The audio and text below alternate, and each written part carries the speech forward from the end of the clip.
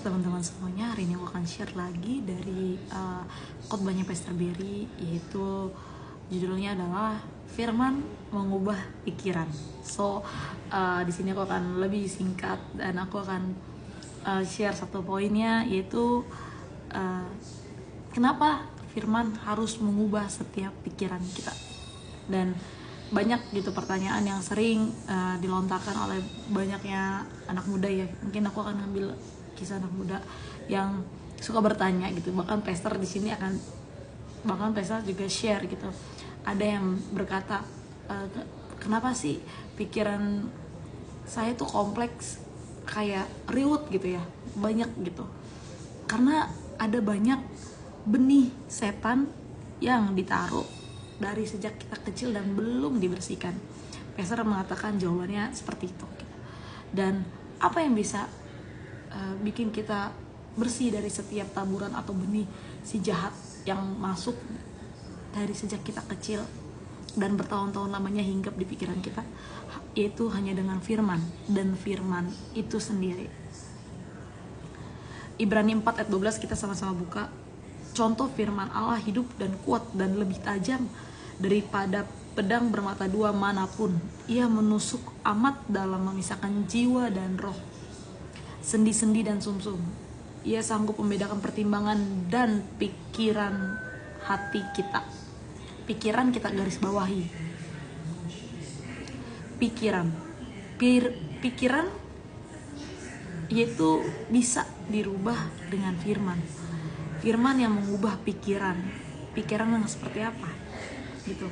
Jadi di sini Pastor Berry ada share bahwa iblis nabur semua yang jahat itu di pikiran kita gitu.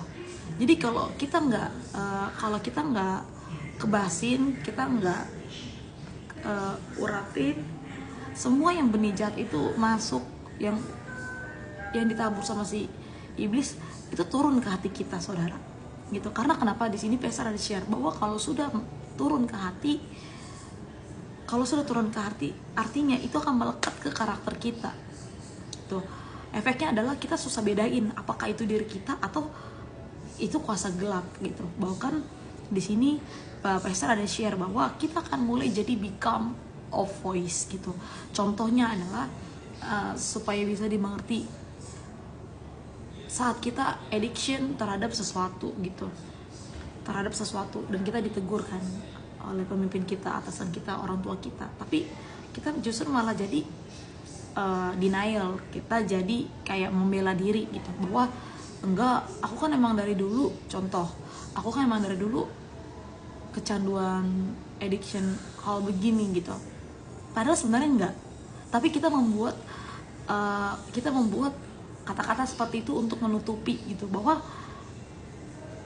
sebenarnya kita emang sebenarnya kita gak punya benih untuk kecanduan, tapi diri kita yang udah jadinya melekat ke karakter kita jadi membela diri, dan kita mengatakan bahwa emang dari dulu sebenarnya kita tuh kecanduan. Kita mengatakan hal seperti itu gitu. Jadi makanya kenapa di sini Alkitab berkata bahwa seperti apa orang itu berpikir di hatinya itulah dia. Jadi artinya ketika pikiran kita udah mengeluarkan apa yang keluar dari hati kita, artinya yang sudah melekat di hati kita, itulah dia. Firman Tuhan ada share seperti itu.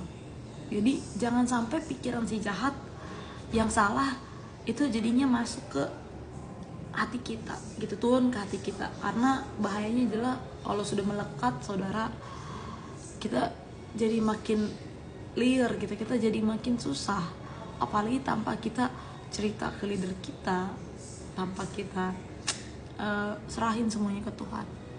Itu aja yang bisa aku share. Semoga sermon singkat ini yang sudah di share dan aku mengambil poinnya dari sermon Pastor Berry itu bisa mengubah setiap pikiran-pikiran kita yang salah. Dan kuncinya satu, apa yang bisa bikin kita bersih dari setiap pikiran yang jahat lewat dari iblis yang taruh ke pikiran kita, ke diri kita, adalah dengan cara kita baca firman Tuhan dan kita selalu mendengarkan firman-firman dari leader kita, bahkan dari gembala kita. Karena apa? Itu yang akan menguatkan kita dan yang membersihkan setiap kita. So, itu aja bisa aku share. Semoga memberkati teman-teman semuanya, and God bless you.